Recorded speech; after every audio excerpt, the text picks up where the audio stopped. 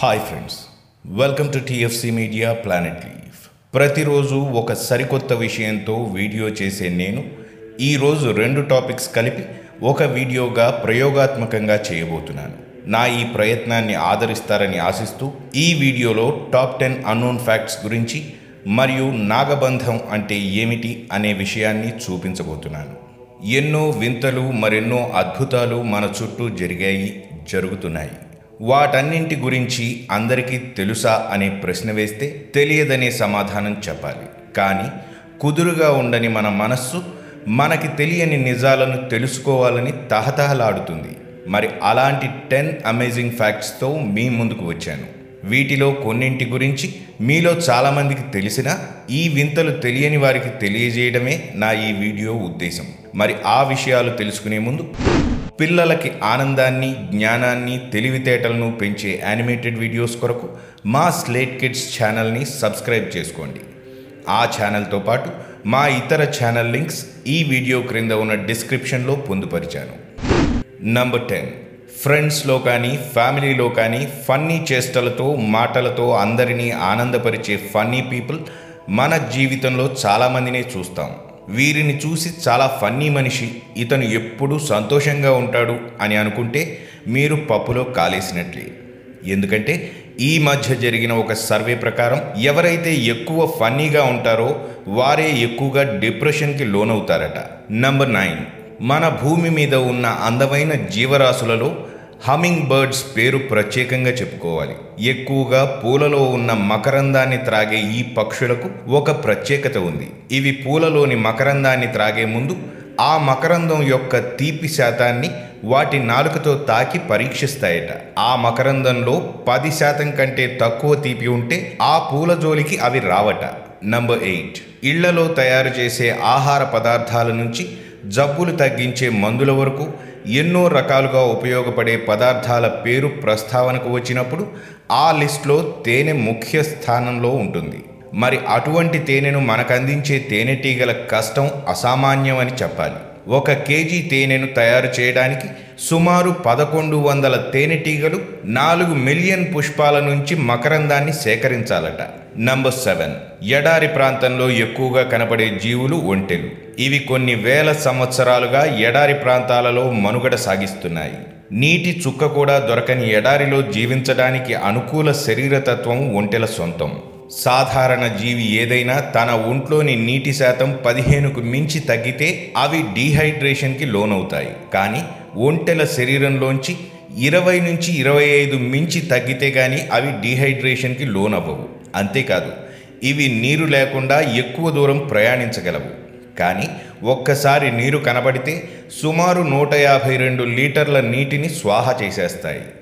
Number 6, ఈ భూమి మీద దొరికే అత్యంత విలువైన లోహాలలో బంగారం ఒకటి. అయితే ఈ బంగారానికి ఒక విశిష్టత ఉంది. అదేమిటంటే అగ్గిపెట్టేంత సైజున్న బంగారం ముద్దని ఒక పల్చటి పొరలా చేసి దాన్ని భూమిపై పరిస్తే అది ఒక టెన్నిస్ మైదానం అంత సైజ్కి సరిపోతుందట. నంబర్ 5, సాధారణంగా మనిషి 9 నుంచి 10 గంటల వరకు నిద్రిస్తాడు. మరి భూమిపై అత్యంత పెద్దదైన ఏనుగు ఎన్ని గంటలు నిద్రిస్తుందో మీకు తెలుసా? దాని భారీ ఆకారాన్ని బట్టి, అది చేసే పనులను బట్టి సుమారు 10 నుంచి 15 గంటల సమయం పడుకుంటుందని మీరు అనుకుంటే మీరు పప్పులో కాలేసినట్లే. ఎందుకంటే అది కేవలం 2 గంటల సమయం మాత్రమే నిద్రిస్తుందట. నంబర్ 4, మీకు సినిమాలంటే మక్కువ ఎక్కువ డ్యూరేషన్ ఉన్న సినిమాలను చూడటంలో మీకు బాగా ఇంట్రెస్ట్ ఉంటే ఒకసారి లాజిస్టిక్స్ అనే సినిమా చూడండి. స్వీడన్ వారు తీసిన ఈ సినిమా చూడాలంటే సరిగ్గా 35 రోజుల 17 గంటల పాటు మీరు థియేటర్లో కూర్చోవలసిందే. ఈ సినిమా డ్యూరేషన్ అక్షరాల 857 గంటలు. నంబర్ 3, కోడిగుడ్ల గురించి మనందరికీ తెలిసిందే. దానికి చిన్న రంధ్రం పడినా అందులోని పదార్థం జరజరమంటూ బయటికి వచ్చేస్తుంది. అయితే కోడిగుడ్డుపై రంధ్రాలుంటాయని మీకు తెలుసా? కోడిగుడ్డు పెంకుపై సూక్ష్మ రంధ్రాలు సుమారు 18,000కు పైగా ఉంటాయట. నంబర్ 2, ఆధునిక కాలంలో జరిగిన అతిపెద్ద యుద్ధాలు world war I, world war II అని మనందరికీ తెలుసు. ముఖ్యంగా వరల్డ్ వార్ IIలో అప్పట్లో అత్యంత అధునాతనమైన ఆయుధాలు వాడినట్లు మనందరికీ తెలుసు. ఈ యుద్ధంలో యుద్ధ ట్యాంకుల స్థానం కీలకమని చెప్పాలి. శత్రువుల శిబిరాలలోకి మెల్లగా వెళ్ళి బాంబులతో అంతా విధ్వంసం సృష్టించాయి. అయితే ఇవి నేల మీద మాత్రమే ప్రయాణించగలవు. అయితే రెండవ ప్రపంచ యుద్ధం సమయంలో రష్యా వారు యాంటోనోవ్ A40 క్రైలియా ట్యాంకా అనే ఫ్లయింగ్ ట్యాంక్ని తయారు చేశారట. లైట్ వెయిట్ గల యుద్ధ ట్యాంకులకు రెక్కలు తగిలించి ఒక ఏరోప్లేన్ మాదిరి ఎగరవేసి నేరుగా యుద్ధ రంగంలో ల్యాండ్ అయ్యేలా డిజైన్ చేశారట. అక్కడ దిగగానే ఆ ట్యాంకులకు ఉన్న రెక్కలు తొలగించి యుద్ధానికి రెడీ అయ్యేవి. నంబర్ 1, పిల్లలకి విద్యాబుద్ధులు నేర్పించే స్కూల్స్ నేటి కాలంలో ఏరియాకి 10 చొప్పున చూస్తున్నాం. వాటిలో 100ల్లో చదువుకునే పిల్లలను మనం చూస్తుంటాం. కానీ ఉత్తరప్రదేశ్లోని లక్నో నగరంలో ఉన్న సిటీ మాంటెసరీ స్కూల్కి వెళ్తే మీకు వేల సంఖ్యలో పిల్లలు కనిపిస్తారు. ఈ స్కూల్లో ఏటా సుమారు 45 నుంచి 50 వేల మంది పిల్లలు విద్యను అభ్యసిస్తున్నారు. అందుకనే ఈ స్కూల్ ప్రపంచంలోనే అత్యధిక విద్యార్థులు గల స్కూల్గా రికార్డ్ సొంతం చేసుకుంది. సో ఇవి ఫ్రెండ్స్, మిమ్మల్ని ఆశ్చర్యపరిచే 10 వింతలు. ఇప్పుడు నాగబంధం గురించి తెలుసుకుందాం. నాగుపాములు, వీటిని చూస్తేనే మన వెన్నులో వణుకు పుడుతుంది. దీనికి గల కారణం వాటికి ఉన్న విషం, ఇంకా వాటి ఆకారం. కానీ మన భారతదేశంలో మాత్రం ఈ పాములను దైవంగా పూజిస్తాం. అవి ఉండే పుట్టలకు గుడులు కట్టి ప్రత్యేక పూజలు కూడా చేస్తాం. ఇలా మనం ఎందుకు చేస్తామంటే హిందూ పురాణాలలో నాగుపాములు కూడా దేవతలుగా ఉండేవని, అనేక పురాణాలలో వీటి ప్రాముఖ్యత ఎక్కువగా ఉండేదని మన నమ్మకం. అంతేకాదు, మన హిందూ పురాణాలలో ఉన్న దేవగణాలలో నాగుపాములు కూడా అత్యంత బలమైన వాటిగా చెప్పడం జరిగింది. అలాంటి నాగుపాముల యొక్క శక్తిని కొన్ని తాంత్రిక విద్యలతో ఏదైనా ఒక గదికి కానీ ఒక ఇంటికి కానీ ఒక రకమైన బంధంలా వేస్తారు. దానినే మనం నాగబంధం అంటాం. ఈ నాగబంధానికి చాలా శక్తి ఉంటుందని, ఈ నాగబంధం వేసిన వాటిని సరైన పద్ధతిలో తొలగించకుండా ఆ ప్రాంతంలోకి ప్రవేశించాలని చూస్తే అక్కడ చాలా పెద్ద అనర్థం జరుగుతుందని మనలో ఉన్న చాలా గట్టి నమ్మకం. అసలు ఈ నాగబంధం అంటే ఏమిటి, అసలు దానిని ఎలా వేస్తారు అనే దాని గురించి ఇప్పుడు తెలుసుకుందాం.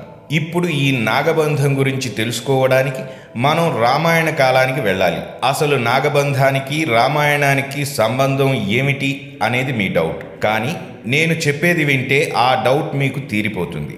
రామాయణంలో రాముడికి అండగా సీతాదేవిని వెతకడానికి హనుమంతుడు సముద్ర మధ్యలో ఉన్న లంకా నగరం అంటే ఇప్పుడున్న శ్రీలంకకి సముద్రం మీదుగా ఎగురుతూ వెళ్లే సమయంలో దేవతలు హనుమంతుడి యొక్క బలాన్ని, తెలివితేటలను పరీక్షించడానికి సురస అనే నాగమాతను పంపించారు.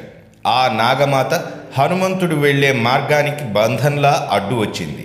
అప్పటి నుంచి నాగబంధం అన్న మాట వాడుకలోకి వచ్చింది.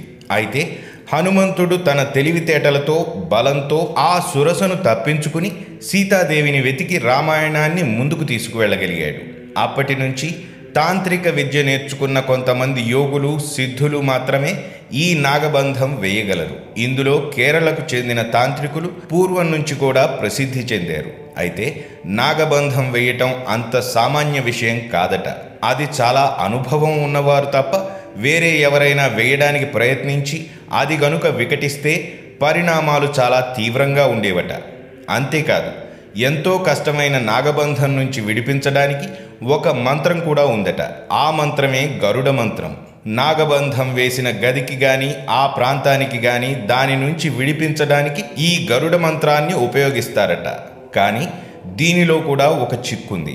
మన పురాణాల ప్రకారం మనకి 8 దిక్కులున్నాయి. ఆ 8 దిక్కులకు ఒక్కొక్క దిక్కుకు ఒక్కొక్క నాగదేవత కాపలా కాస్తుందని అంటారు. అయితే నాగబంధం వేసిన చోట ఏ నాగదేవత ఉందో ఆ నాగబంధానికి ఏ రకమైన మంత్రం ఉపయోగించారో తెలిస్తే కానీ ఆ నాగబంధాన్ని విప్పడం జరగదని అంటారు. నాకు తెలిసినంత వరకు ఈ నాగబంధం వేసేవాళ్ళు కానీ తీసేవాళ్ళు కానీ ఇప్పుడు సరైన వారెవరూ లేరని అనుకుంటున్నాను. మన పూర్వీకులు వీటి మీద రాసిన తాళపత్రాలు కూడా చాలా తక్కువగానే ఉన్నాయి. అవి కూడా కాలగమనంలో ఇప్పుడున్న వాళ్ళు శ్రద్ధ పెట్టకపోవడం వలన కనుమరుగైపోయాయని తెలుస్తోంది. నేను ఈరోజు చేసిన ఈ ప్రయోగం మన ప్లానెట్ లీఫ్ రెగ్యులర్ వ్యూవర్స్కి ఏదైనా కన్ఫ్యూజింగ్గా కానీ ఇబ్బందికరంగా కానీ ఉంటే కామెంట్స్ రూపంలో తెలుపగోరుతున్నాను.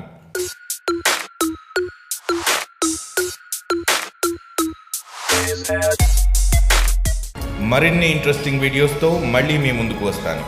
మరి ఆ వీడియోస్ మిస్ కాకుండా ఉండాలంటే మా ఛానల్ని సబ్స్క్రైబ్ చేసుకోవడం మాత్రం మర్చిపోకండి.